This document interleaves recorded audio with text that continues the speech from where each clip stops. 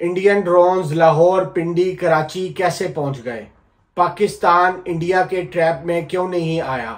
पाकिस्तान क्या नई चाल चलने वाला है जिससे इंडिया बेखबर है? ये सब जानेंगे हम आज के इस व्लॉग में। बिस्मिल्लाहिर्रहमानिर्रहीम। अस्सलाम वालेकुम नाज़रीन, मैं हामिद मुजफ्फर मिनहास HTV7 उर्दू ऑस्ट्रेलिया से। नाज़रीन, जैसा कि आपने खबरों में सुना होगा कि भारतीय तकरीबन 25 ड्रोन पाकिस्तान के मुख्तलिफ शहरों में पहुंच गए। अब आपके ज़हन में ये सवाल होगा कि ये ड्रोन्स हमारे रडार से कैसे बच के पाकिस्तान के मुख्तलिफ शहरों में पहुंच गए, आबादी वाले शहरों में पहुंच गए। ये एक लम्हा फिक्रिया है। एक आम इंसान जब ये सुनता है तो वो कहता है कि यार ये क्या हो गया। तो बात इतनी सी है कि ये ड्रोन्स ऐसे ड्रोन्स हैं जो कि खुद से हदफ तलाश करते हैं और उसको तबाह करने की सलाहियत रखते हैं अपने अंदर। तो हमारी मिलिट्री एक इंटेलिजेंट मिलिट्री है, दुनिया के अंदर मानी हुई मिलिट्री है। ऐसी बात नहीं है कि हमारी मिलिट्री की नज़र से ये बच के ड्रोन निकल जाते। हमारी मिलिट्री ने पूरी नज़र रखी हुई थी इन ड्रोन्स पे। हम नहीं चाहते थे कि हम इन ड्रोन्स को ये बावर करवाएं कि हमारा डिफेंस सिस्टम कहाँ कहाँ पे इंस्टॉल्ड है। अगर तो हम उनके ऊपर डायरेक्ट हमला कर देते तो भारत को ये पता चल जाना था कि हमारा डिफेंस सिस्टम कहाँ कहाँ पे इंस्टॉल्ड है और कितनी रेंज है उसकी ड्रोन से।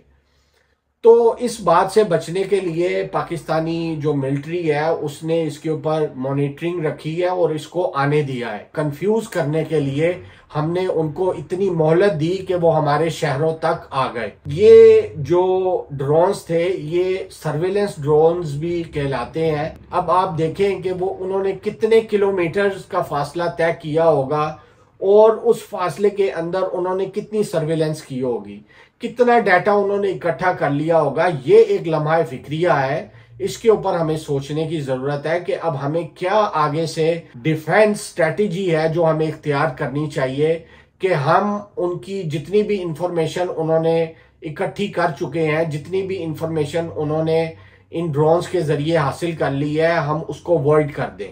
इसके ऊपर हमें सोचो विचार की जरूरत है और ये पाकिस्तानी अवाम को जान लेना चाहिए कि आप बेफिक्र हो जाएं। हमारी फौज दुनिया की सबसे मजबूत तरीन फौजों में शुमार होती है।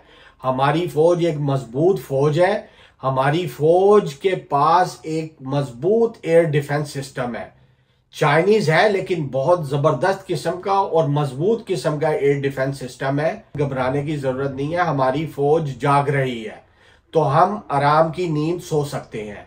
बात सिर्फ इतनी सी है कि फौज के साथ जितने मर्जी इख्तलाफात हो हमारे सियासी नौयत के, लेकिन जब बात मुल्क की आ जाती है, जब बात मुल्क के डिफेंस की आ जाती है तो हम सब एक हैं। मैं एक खुद से टेलीकॉम पर्सन हूँ। ऑस्ट्रेलिया से मैंने अपनी स्टडीज कंप्लीट की हैं। मैं इलेक्ट्रॉनिक्स एंड कम्युनिकेशंस का जिसे कहते हैं एक्सपर्ट हूँ। तो मैं सब जानता हूँ कि ये जो रडार सिस्टम है कैसे वर्क करते हैं। अब देखें, ये मैं आपको थोड़ी सी इसकी इंफॉर्मेशन देता चलता हूं कि ये जो IAI हैरोप किस्म के इसराइली साख्ता ड्रोन्स हैं, इनकी क्या क्या इनके अंदर सलाहियत होती है और ये किस किस्म के होते हैं। ये ड्रोन दुश्मन के radar systems, command post, air defence units और दीगर अहम अहदाफ को तबाह करने के लिए डिजाइन किया गया है। लंबाई तकरीबन 2.5 मीटर, विंग स्पेन तकरीबन 3 मीटर, वजन तकरीबन 135 किलोग्राम, परवाज का दुरानिया तकरीबन 6 घंटे तक, हद परवाज तकरीबन 1000 किलोमीटर तक, वॉर हेड 16 किलोग्राम धमाका खेज मवाद लेके जाने की ये सलाहियत रखता है। ये लॉन्च जो किए जाते हैं ये कैनिस्टर के जरिए से लॉन्च किए जाते हैं। जैसे एक तोप होती है, तोप के अंदर आपने देखा होगा कि गोला डालते हैं और फिर जब तोप चलाते हैं तो गोला एकदम से निकल जाता है। तो इसी तरह ये कैनिस्टर के अंदर होते हैं। जब इनको स्टार्ट किया जाता है तो ये एकदम से निकलते हैं कैनिस्टर के अंदर से और जब हवा में जाते हैं तो अपने विंग्स खोल देते हैं। तो ये इस तरीके से ये लॉन्च किए जाते हैं। अगर आपने कभी गेम्स खेली होंगी तो आपको पता होगा कि जब हम जहाज उड़ाते हैं गेम के अंदर तो वो कंट्रोल हमारे हाथ में होता है। ये भी एक किस्म की गेम ही होती है कि इसके ऑपरेटर्स बैठे होते हैं बैक एंड पे और वो इसको ऑपरेट कर रहे होते हैं, गेम की तरह इसको चला रहे होते हैं। अब हम आते हैं ड्रोन की विजिबिलिटी की तरफ कि ये ड्रोन क्या विजिबल होते हैं, क्या ये स्टेल्थ मोड में जा सकते हैं? तो ये पार्शली आप कह सकते हैं कि ये स्टेल्थ तो नहीं होते हैं, लेकिन क्या है कि जब फ्रिक्वेंसी अगर आपकी लो फ्रिक्वेंसी है तो लो फ्रिक्वेंसी, क्योंकि इनका जो मटेरियल होता है वो मेटेलिक नहीं होता, वो कंडक्टर नहीं होता, तो जिसकी वजह से ये नॉन मेटेलिक मटेरियल होने की वजह से लो फ्रिक्वेंसी की रेंज में ज़रा मुश्किल से नज़र आते हैं। लेकिन जो हमारा रडार है अगर वो हाई फ्रिक्वेंसी के ऊपर सेट है तो फिर ये उस रडार से बच के नहीं निकल सकते हैं। सिर्फ और सिर्फ इनके पास ये एज होता है कि ये ज़रा साइज में छोटे होते हैं और इनका जो मटेरियल होता है जिससे ये बने होते हैं वो नॉन कंडक्टर होता है, मेटेलिक नहीं होता, जिसकी वजह से जो रडार सिस्टम है अगर वो हाई फ्रिक्वेंसी पे नहीं सेट तो उसको ज़रा मुश्किल आती है इन ड्रोन्स को डिटेक्ट करने में। अदरवाइज ये जो ड्रोन्स हैं ये स्टेल्थ नहीं होते हैं, ये आप ऐसा नहीं कह सकते हैं कि ये स्टेल्थ मोड में फ्लाई करते हैं और आपका रडार सिस्टम इनको कैच नहीं कर सकता। अभी मैं देख रहा था जैसे अता तारड़ कह रहा था कि जी ये स्टेल्थ मोड में होते हैं, जी ये नज़र नहीं आते हैं रडार के अंदर, तो ऐसी कोई बात नहीं है।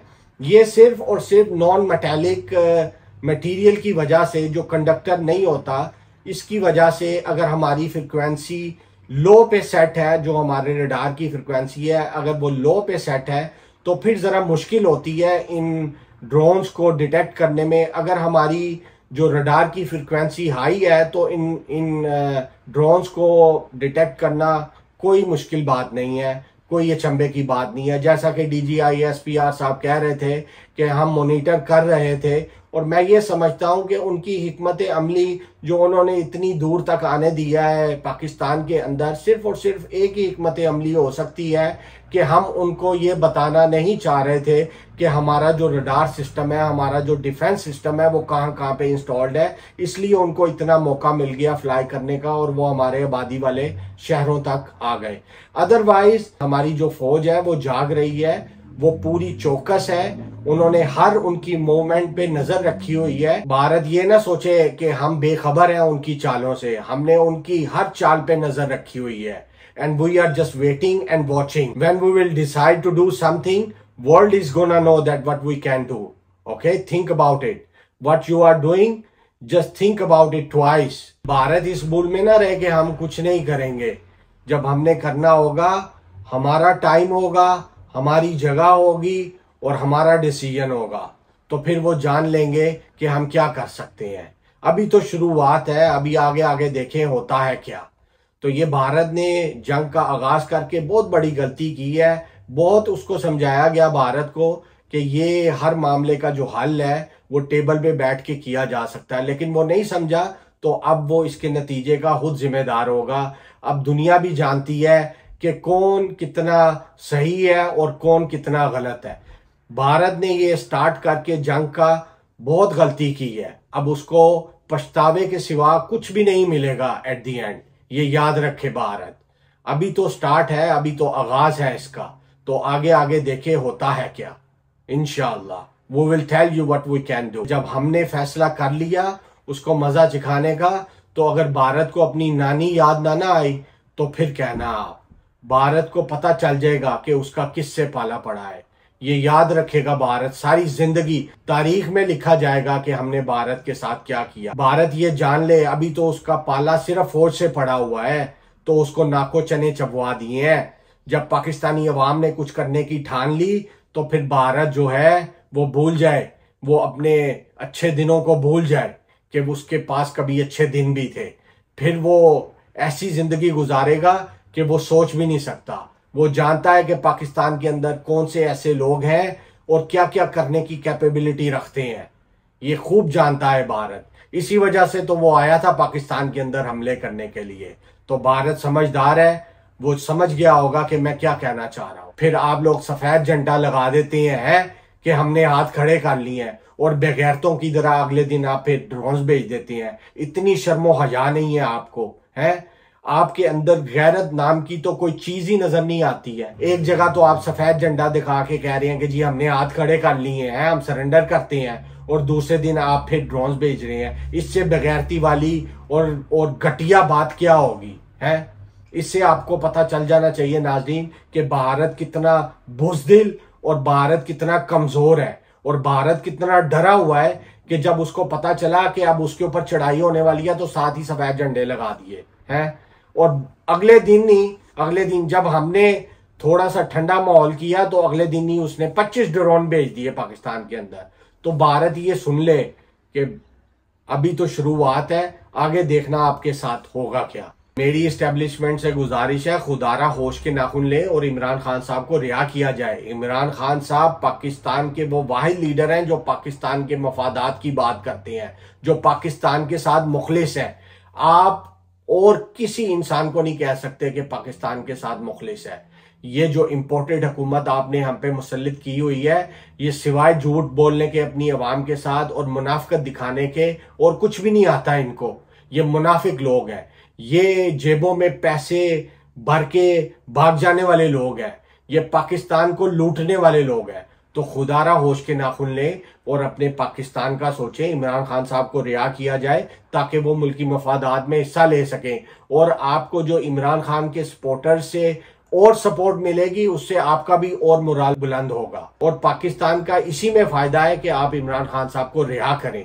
और इमरान खान साहब जो पाकिस्तान का केस बैनुल अक़वामी सतह पे जाके लड़ सकते हैं, कोई पाकिस्तान के अंदर ऐसा लीडर मौजूद नहीं है जो पाकिस्तान का केस बैनुल अक़वामी सतह पे जाके लड़ सके। आप देख लें ख्वाजा आसफ ने कैसी जलालत करवाई है हमारी इंटरनेशनल मीडिया पे। वो क्या बात कर रहा था, भला कोई डिफेंस मिनिस्टर से आप ऐसी उम्मीद कर सकते हैं कि वो इंटरनेशनल मीडिया को कहे कि जी, उन्होंने उनसे पूछा, इंटरनेशनल मीडिया ने जब ख्वाजा आसफ से पूछा कि आपके पास क्या सबूत है, तो वो कहता है कि जी आप सोशल मीडिया पे देख लें।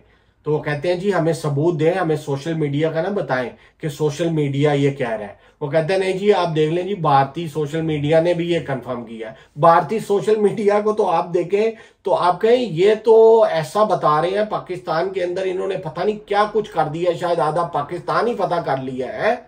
अभी तो वो जानते नहीं है हमें कि हम क्या करेंगे। अभी तो वो जब हम कुछ करेंगे ना तो फिर दुनिया देखेगी, फिर दुनिया हमारी खुद से गवाह बनेगी कि हमने पाकिस्तान ने कैसा सबक सिखाया है इंडिया को। और मेरी फाइनली एक आखिरी गुजारिश है अपनी इस्टेब्लिशमेंट से, खुदारा होश के नाखून लें और इमरान खान साहब को रिहा किया जाए। उनके साथ इस तरह जुल्म ना किया जाए कि उनकी मुलाकातों को रोक दिया जाए।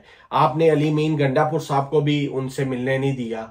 आपको क्या पता कि अली अमीन गंडापुर साहब से वो मिलते तो कोई ऐसी बात करते जिससे आपको फायदा हो जाता। अगर आप उनकी मुलाकात करने नहीं देंगे तो आपको कैसे पता चलेगा कि इमरान खान साहब का क्या मौक़िफ़ है इस वक्त की मौजूदा सूरत हाल पे। तो खुदारा होश के नाखून ले और इमरान खान साहब की मुलाकातों को ना रोकें। इमरान खान साहब से एटलीस्ट उनकी मुलाकातें तो कानून के मुताबिक करवा दी जाएं। खुदारा इस बात को समझे। अल्लाह ताला हमारे मुल्क का हामी नासिर हो। अल्लाह ताला हमारे मुल्क की हिफाजत करे, हमारे पाकिस्तान की हिफाजत करे और इमरान खान साहब की हिफाजत करे। तो नाज़रीन अब तक के लिए बस इतना ही। मैं हामिद मुजफ्फर मिन्हास HTV7 उर्दू ऑस्ट्रेलिया से। मजीद ऐसी ताज़ा तरीन खबरों और अपडेट्स के लिए हमारे चैनल के साथ जुड़े रहें। तब तक के लिए अल्लाह हाफिज। अस्सलामु अलैकुम वरहमतुल्लाहि वबरकातुहू।